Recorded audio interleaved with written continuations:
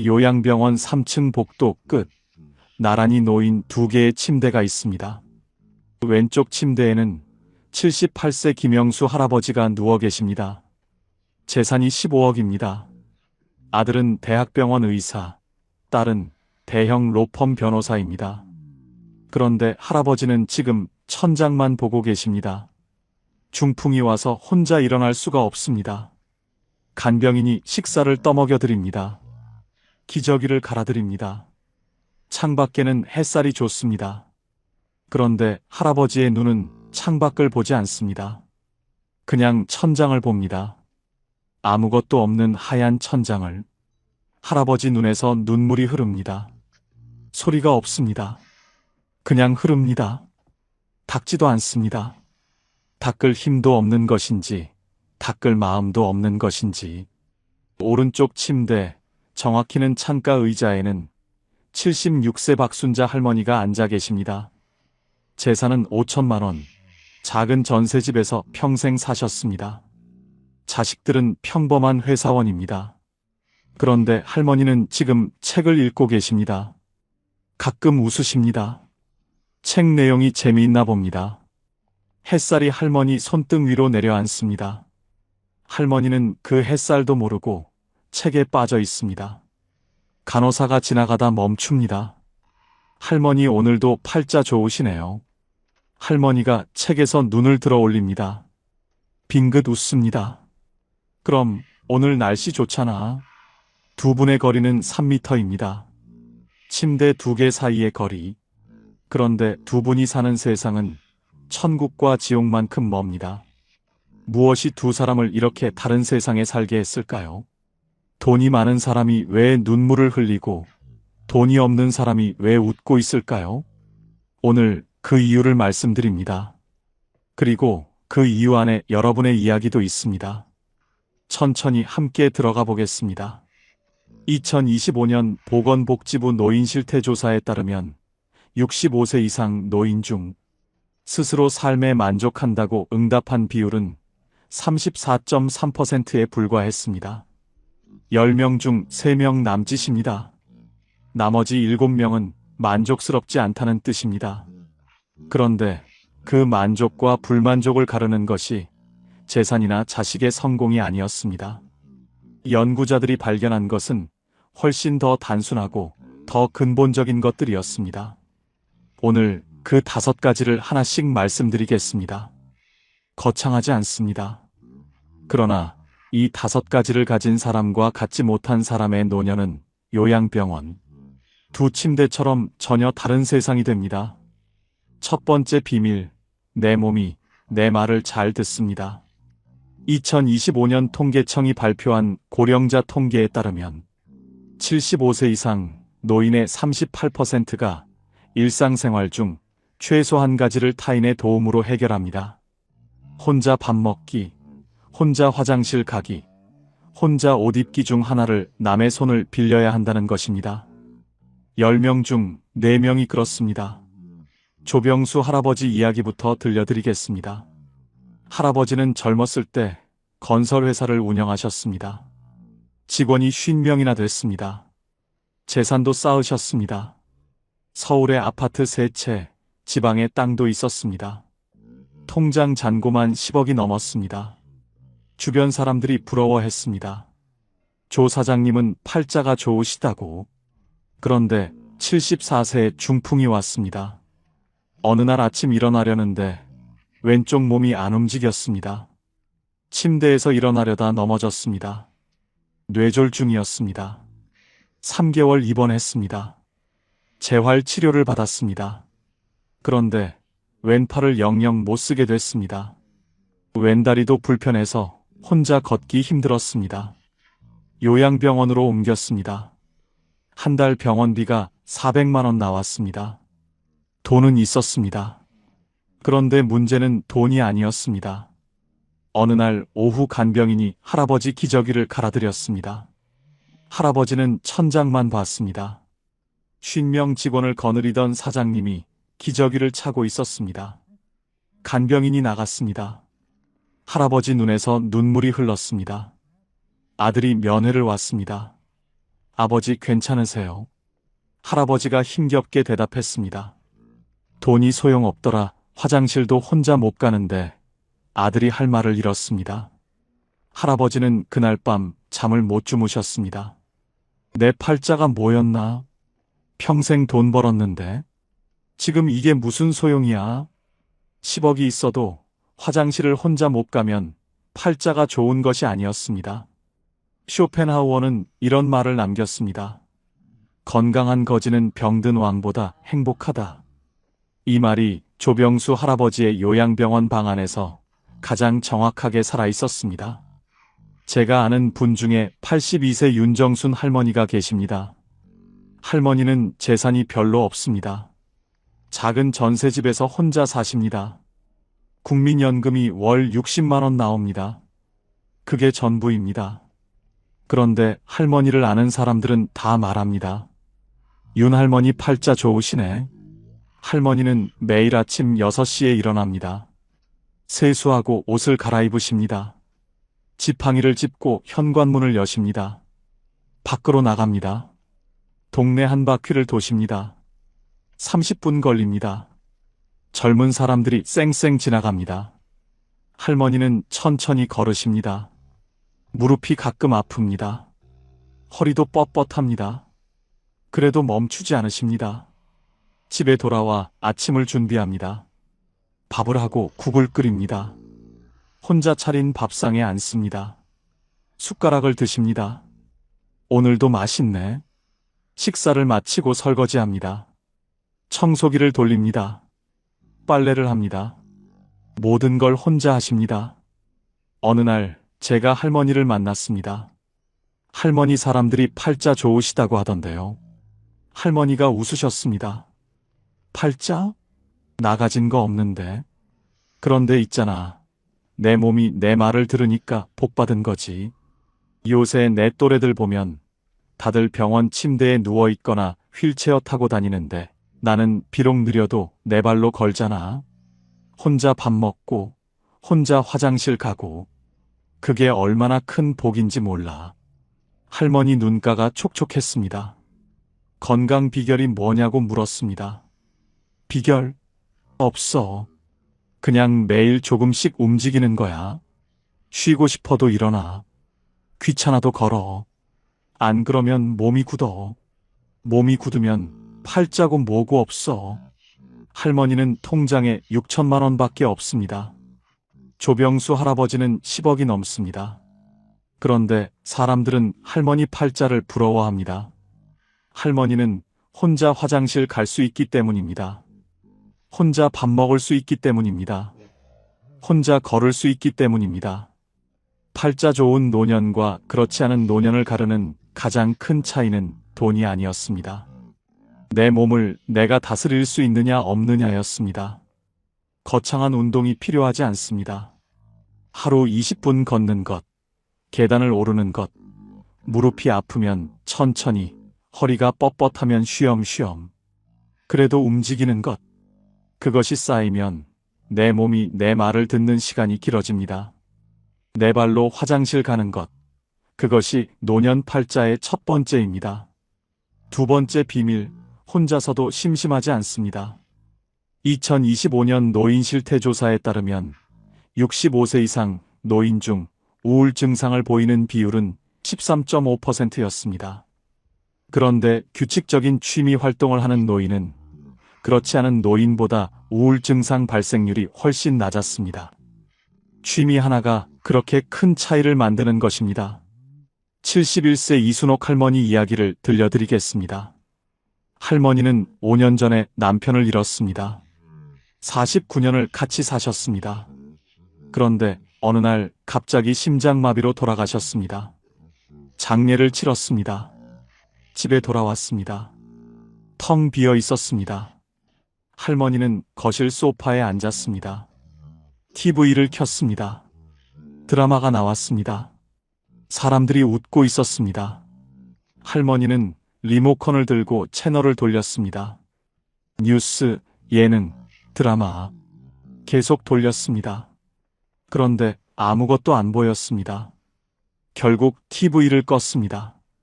조용했습니다. 너무 조용했습니다. 할머니는 부엌에 갔습니다. 저녁을 차렸습니다. 밥 한 그릇, 국 한 그릇, 김치 한 접시. 혼자 앉았습니다. 숟가락을 들었습니다. 그런데 목이 메었습니다. 평생 둘이서 밥 먹었는데 이제 혼자구나. 밥을 못 먹었습니다. 그냥 방에 들어가서 누웠습니다. 천장을 봤습니다. 눈물이 났습니다. 그렇게 1년이 지났습니다.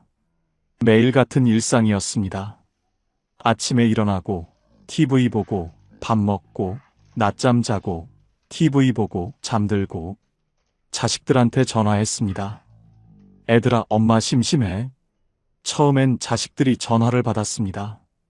그런데 매일 전화하니까 부담스러워했습니다. 엄마, 저 지금 바빠요. 나중에 전화 드릴게요. 전화를 안 받기 시작했습니다. 할머니는 더 외로워졌습니다. 어느 날 딸이 먼저 전화했습니다. 엄마, 복지관에서 피아노 배운다는데 한번 가보지 않을래요? 피아노? 나이가 몇인데 무슨 피아노? 엄마 나이가 무슨 상관이에요? 심심하시잖아요. 할머니는 반신반의하며 복지관에 갔습니다. 교실에 들어갔습니다. 할머니들이 여럿 있었습니다. 선생님이 말했습니다. 어머님들 손가락이 굳어 있어서 처음엔 힘드실 겁니다. 그래도 매일 30분만 연습하세요. 3개월 후에 달라질 겁니다. 첫날 도레미파솔도 못 쳤습니다. 손가락이 말을 안 들었습니다. 건반을 누르는데 다른 건반이 눌러졌습니다. 할머니는 속상했습니다. 집에 와서 또 울었습니다. 나는 이것도 못하나. 그래도 다음 날 또 갔습니다. 한 달이 지났습니다. 도레미파솔이 됐습니다. 할머니가 웃었습니다. 내가 했네. 3개월이 지났습니다. 작은 동요를 칠 수 있게 됐습니다. 6개월이 지났습니다. 할머니가 좋아하는 옛날 노래를 쳤습니다. 두 손으로 멜로디를 연주했습니다. 할머니 눈에 눈물이 났습니다. 이번엔 슬퍼서가 아니었습니다. 뿌듯해서였습니다. 내가 해냈네. 혼자서 해냈네. 지금 할머니는 레퍼토리가 12곡입니다. 매일 아침 일어나면 피아노 앞에 앉습니다. 시간이 금방 갑니다. 자식들한테 전화를 안 해도 됩니다. 심심하지 않기 때문입니다. 오히려 시간이 부족합니다. 1년 후 할머니 얼굴이 밝아졌습니다. 웃음이 많아졌습니다. 이웃 사람들이 말합니다. 이 할머니 요즘 팔자 좋으시네. 맨날 웃으시네. 제가 할머니를 만났습니다. 할머니 요즘 복 받으신 것 같아요. 할머니가 환하게 웃으셨습니다. 복? 그냥 피아노 치는 게 즐거워. 처음엔 외로웠어. 남편 없으니까. 근데 있잖아. 외로움을 없애는 건 사람이 아니더라고. 혼자서도 즐길 수 있는 그 무언가야. 나는 피아노를 찾았어. 그게 내 팔자를 바꿨어. 논어에 이런 말이 있습니다. 아는 자는 좋아하는 자만 못하고 좋아하는 자는 즐기는 자만 못하다. 이순옥 할머니는 피아노를 즐기는 사람이 됐습니다. 즐기는 사람은 외롭지 않습니다. 시간이 모자랍니다. 그것이 두 번째 팔자입니다. 취미가 없으면 지금 당장 찾으십시오. 피아노, 그림, 글쓰기, 원예, 독서, 뭐든 좋습니다. 71세도 피아노를 배웁니다. 80세도 그림을 그립니다. 혼자 있는 시간이 즐거우면 그게 복입니다. 세 번째 비밀, 불편한 관계를 과감히 정리합니다. 2023년 노인 실태조사에 따르면 노인의 우울 증상에 영향을 미치는 요인 중 가족 및 사회적 관계의 질이 핵심 변수로 꼽혔습니다. 만나면 스트레스를 받는데 억지로 만나는 관계, 이것이 노년의 팔자를 가장 빨리 망가뜨립니다. 73세 홍명자 할머니 이야기를 들려드리겠습니다. 할머니는 평생 사람을 좋아하셨습니다. 고등학교 때부터 알던 친구가 10명이나 됐습니다. 한 달에 한 번씩 모임이 있었습니다. 젊었을 때는 좋았습니다. 만나면 웃고 이야기하고 즐거웠습니다. 그런데 70대가 되면서 달라지기 시작했습니다. 어느 날 모임에 갔습니다. 한 친구가 말했습니다. 야, 우리 아들 승진한 거 알아? 부장 됐어. 연봉이 1억 2천이야. 할머니는 듣는 내내 속이 불편했습니다. 내 아들은 평범한 대리인데. 또 다른 친구가 말했습니다. 우리 딸은 올해 미국으로 유학 보냈어. 석사 따러. 할머니는 점점 더 불편해졌습니다. 우리 딸은 그냥 회사 다니는데. 또 다른 친구가 입을 열었습니다. 요즘 세상 왜 이래? 젊은 것들이 다 버릇없어. 정치도 엉망이고 경제도 엉망이고 2시간 동안 자랑 아니면 불평이었습니다. 할머니는 한마디도 못했습니다. 집에 오는 길에 생각했습니다. 내가 왜 갔지? 기분만 나빠졌잖아. 그런데 다음 달에 또 갔습니다. 안 가면 섭섭해한다고. 또 기분 나빴습니다. 그렇게 1년을 반복했습니다. 그 1년 동안 할머니 얼굴이 점점 어두워졌습니다. 자식들이 말했습니다. 엄마 요즘 왜 이렇게 힘없어 보여요? 할머니는 그냥 나이 드나 보다 했습니다. 그런데 사실은 나이가 아니었습니다. 만날 때마다 작아지는 그 모임이 할머니를 갉아먹고 있었던 것입니다. 어느 날 아침 할머니가 일어났는데 몸이 안 좋았습니다. 그날 또 모임이 있었습니다. 전화기를 들었다가 내려놨습니다. 가면 또 자랑만 듣겠지. 결국 전화를 안 했습니다. 안 갔습니다. 그날 하루가 편했습니다. 스트레스가 없었습니다. 다음 달에도 안 갔습니다. 핑계를 댔습니다. 몸이 안 좋아서. 처음엔 미안했습니다. 오래 알고 지낸 사이인데 내가 너무한 건가? 그래도 계속 줄였습니다. 6개월이 지났습니다.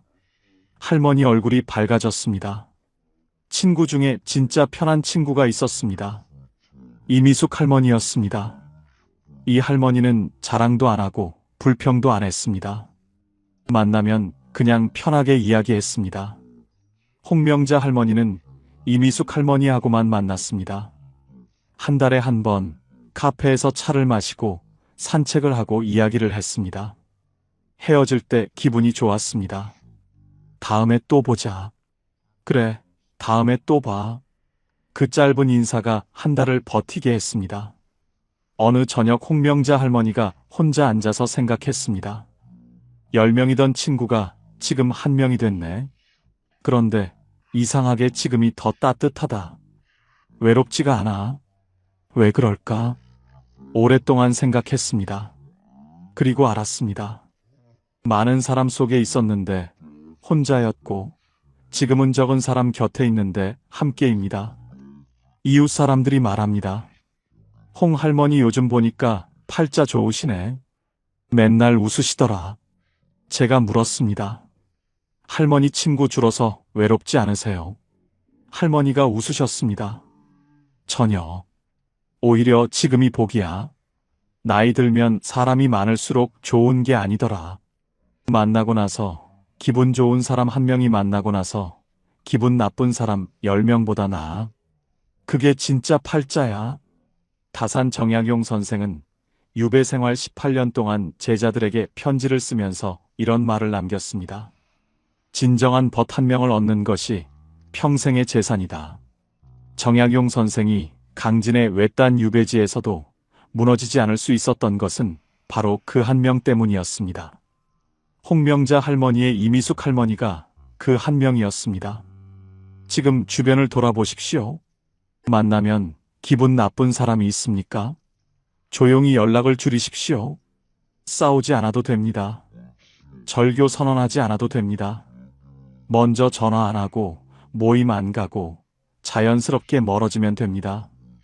6개월이 지나면 편해집니다. 편한 사람 1명이 불편한 사람 10명보다 낫습니다. 그것이 복입니다. 4번째 비밀, 자식한테 의존하지 않습니다.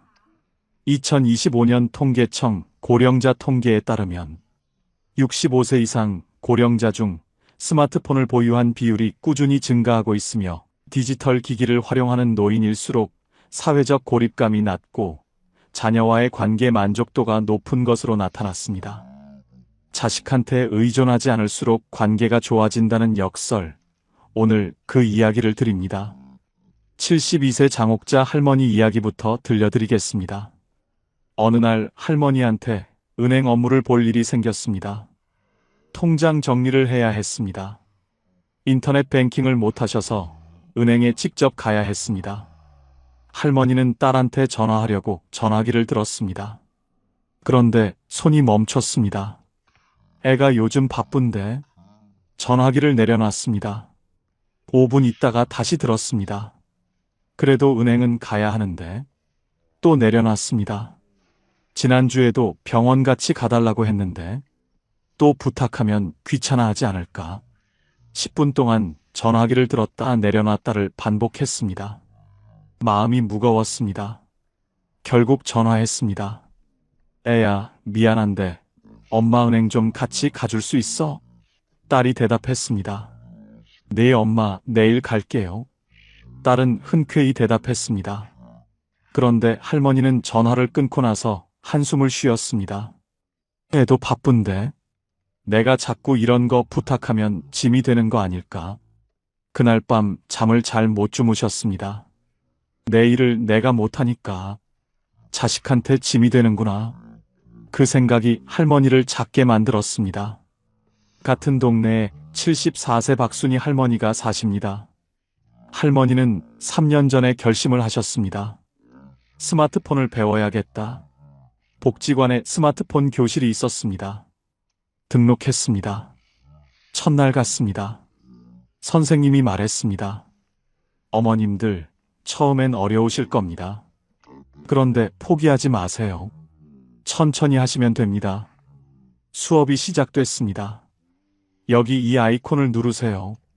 할머니가 눌렀는데 다른 게 눌러졌습니다. 왜 이래? 옆 사람이 똑같이 했는데 됐습니다. 할머니만 안 됐습니다. 집에 와서 울었습니다. 나는 왜 이것도 못하지? 그래도 다음 날 또 갔습니다. 한 달이 지났습니다. 전화 걸기를 배웠습니다. 오, 내가 혼자 전화 걸었네. 할머니가 웃었습니다. 3개월이 지났습니다. 사진 찍기를 배웠습니다. 6개월이 지났습니다. 카카오톡을 배웠습니다. 1년이 지났습니다. 은행 앱을 배웠습니다. 잔액 조회는 여기 누르시면 됩니다. 오, 내 통장 잔고가 보이네. 이제 은행 안 가도 됩니다. 2년이 지났습니다. 카카오 택시를 배웠습니다. 이거 누르면 택시가 와요? 네. 이제 혼자 택시를 불러서 병원에 갑니다. 딸한테 부탁 안 해도 됩니다. 3년이 지났습니다. 딸이 오히려 전화합니다. 엄마, 요즘 어떠세요? 나 요즘 완전 좋아, 즐거워, 나 바빠. 엄마가 바빠요? 응. 복지관에서 요가도 배우고 스마트폰으로 유튜브도 보고 할 게 많아. 딸이 웃었습니다. 엄마 요즘 진짜 팔자 좋으시네요. 관계가 좋아졌습니다. 할머니가 말씀하셨습니다. 있잖아. 자식한테 전화를 안 할수록 관계가 좋아지더라. 역설이지? 근데 사실이야. 내가 혼자 할 수 있으니까 얼마나 당당한지 몰라. 애들한테 미안할 일이 없어.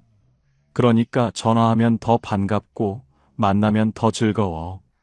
당당한 부모 곁에 자식이 더 가까이 옵니다. 짐이 되는 부모 곁에서 자식은 멀어집니다. 지금 당장 배우십시오. 완벽하게 못해도 괜찮습니다. 전화 걸기, 문자 보내기, 사진 찍기, 잔액 조회, 카카오 택시 부르기. 이 5가지만 하셔도 자식한테 부탁할 일이 절반으로 줄어듭니다. 복지관에 가십시오. 손주한테 물어보십시오. 천천히 배우십시오. 자식한테 전화 안 할수록 관계가 좋아집니다. 역설이지만 진실입니다. 5번째 비밀, 오늘 하루에 만족합니다. 2025년 보건복지부 노인 실태조사에 따르면 자신의 삶에 만족한다고 응답한 노인 중 가장 많이 언급한 이유가 건강이나 재산이 아니었습니다. 현재 상태 자체에 감사하는 마음이었습니다. 78세 정봉수 할아버지 이야기를 들려드리겠습니다. 할아버지는 특별한 취미도 없고 큰 계획도 없으십니다. 아침에 일어나서 세수하고 아침 먹고 동네 한 바퀴 걷고 점심 먹고 낮잠 자고 저녁 먹고 TV 보다가 책 조금 읽고 주무십니다. 매일 똑같은 일상입니다. 그런데 이웃 사람들이 말합니다. 정 할아버지 팔자 좋으시네. 맨날 웃으시네. 할아버지에게는 잊을 수 없는 기억이 하나 있습니다. 2년 전 일입니다. 오랜 친구가 암 판정을 받았습니다. 위암 3기였습니다. 할아버지가 병원에 갔습니다. 친구가 침대에 누워 있었습니다. 많이 여위었습니다. 할아버지가 손을 잡았습니다. 괜찮아? 친구가 고개를 끄덕였습니다. 응, 괜찮아. 근데 봉수야. 왜? 나 요즘 생각하는 게 있어. 뭔데? 집에서 밥 먹는 거. 그냥 내 밥상에서 내가 먹고 싶은 거 먹고 싶어. 여기 병원 밥은 싱거워. 집에서 된장찌개 끓여 먹고 싶다. 김치도 먹고 싶고. 할아버지는 그 말을 듣고 아무 말도 못했습니다. 친구가 또 말했습니다. 아침에 일어나서 내 발로 화장실 가는 것도 그립더라. 여기선 침대에 누워서 소변 받아야 하잖아. 할아버지는 눈시울이 뜨거워졌습니다. 집에 돌아왔습니다. 저녁 시간이었습니다. 할아버지는 부엌에 갔습니다. 된장찌개를 끓였습니다. 밥상을 차렸습니다. 앉았습니다. 숟가락을 들었습니다. 한술 떴습니다. 그런데 눈물이 났습니다. 내가 지금 이 평범한 밥을 먹을 수 있다는 게 기적이구나. 내 발로 화장실 갈 수 있다는 게 얼마나 큰 복인지. 그날 이후로 할아버지가 달라졌습니다. 아침에 일어나면 창문을 엽니다. 하늘을 봅니다. 오늘도 눈이 떠지네. 팔자 좋다. 세수합니다. 물이 나오네. 감사하다. 밥을 먹습니다. 오늘도 맛있네. 복 받았다. 화장실 갑니다. 내 발로 걷네. 팔자 좋다. 매일 이렇게 삽니다. 아들이 놀러 왔습니다. 아버지 심심하지 않으세요? 매일 똑같은데. 할아버지가 빙긋 웃으셨습니다. 심심하긴. 근데 있잖아. 나 이 나이까지 살면서 깨달은 게 하나 있어. 특별한 일이 없다는 게 얼마나 큰 복인지. 오늘 아프지 않았어. 배고프지 않았어. 내 발로 걸었어. 그냥 평범하게 하루를 보낼 수 있었어. 그게 사실은 팔자야. 병원 침대에 누워있는 사람들은 이 평범한 하루를 얼마나 그리워하겠어. 정약용 선생이 이런 말을 했습니다. 일상의 작은 것에서 기쁨을 찾는 사람은 크게 흔들리지 않는다. 강진 유배지에서 18년을 보내면서도 무너지지 않았던 선생의 비결이 바로 이것이었습니다. 오늘 먹은 밥 한 끼, 오늘 걸은 산책길, 오늘 맡은 꽃냄새. 그 작은 것들에서 기쁨을 찾는 사람은 어떤 상황에서도 흔들리지 않습니다. 팔자 좋은 노인들은 특별한 날을 기다리지 않았습니다. 오늘 이 평범한 하루에 감사했습니다. 아침에 눈 뜨는 것, 밥 먹는 것, 걷는 것. 이 기본적인 것들에 감사했습니다. 감사하면 비교가 사라집니다. 나는 왜 이렇게 못 사나가 아니라 그래도 나는 이만큼 인내가 됩니다. 감사하면 불평이 사라집니다. 오늘 하루가 선물처럼 느껴집니다. 오늘 밤 잠자리에 들기 전에 딱 한 가지만 생각해 보십시오. 오늘 내가 감사할 수 있는 게 뭐가 있었지? 거창한 거 말고요. 오늘 밥 맛있게 먹었으면 그걸로 됩니다. 오늘 날씨 좋았으면 그걸로 됩니다. 오늘 아프지 않았으면 그걸로 됩니다. 그 한 가지를 찾는 것. 그게 팔자 좋은 노년을 만드는 시작입니다. 이제 마무리입니다. 오늘 5가지 이야기를 들으시면서 혹시 이런 생각이 드셨습니까? 나는 해당되는 게 별로 없네. 내 팔자는 안 좋은 건가? 절대 그렇지 않습니다. 이 5가지 중에서 딱 한 가지만 있어도 됩니다. 내 몸이 내 말을 듣거나 혼자서도 즐길 수 있거나 불편한 사람 하나 정리했거나 자식한테 부탁 하나 안 해도 되거나 오늘 밥 한 끼 맛있게 먹었거나 이 중에 하나라도 있으면 여러분은 이미 팔자 좋은 쪽에 있는 겁니다. 지금 이 이야기를 끝까지 들으신 것 자체가 이미 그 시작입니다. 팔자는 타고나는 것이 아닙니다. 오늘 하루를 어떻게 바라보느냐가 팔자를 만드는 것입니다. 10억이 있어도 화장실 혼자 못 가면 팔자가 안 좋고 5천만 원밖에 없어도 혼자 걸을 수 있으면 팔자가 좋습니다. 요양병원 2 침대를 기억하십니까? 왼쪽 침대에 할아버지는 돈이 있었습니다. 그러나 천장만 봤습니다. 오른쪽 창가에 할머니는 가진 것이 없었습니다. 그러나 책을 읽으며 웃었습니다. 그 2분 사이의 거리는 3미터였습니다. 그러나 2분이 사는 세상의 거리는 오늘 말씀드린 이 5가지가 만든 것이었습니다. 몸을 움직이십시오. 좋아하는 것을 찾으십시오. 불편한 관계를 정리하십시오. 혼자 할 수 있는 것을 늘리십시오. 오늘 하루에 감사하십시오. 이 5가지가 여러분의 남은 노년을 비교와 후회가 아닌 감사와 평화로 채워드릴 것입니다. 팔자는 만드는 것입니다. 오늘부터 시작하십시오. 오늘도 끝까지 함께 해주셔서 진심으로 감사합니다. 황금노후는 평생 여러분의 행복을 위해서 응원하겠습니다. 지금까지 황금노후였습니다. 감사합니다.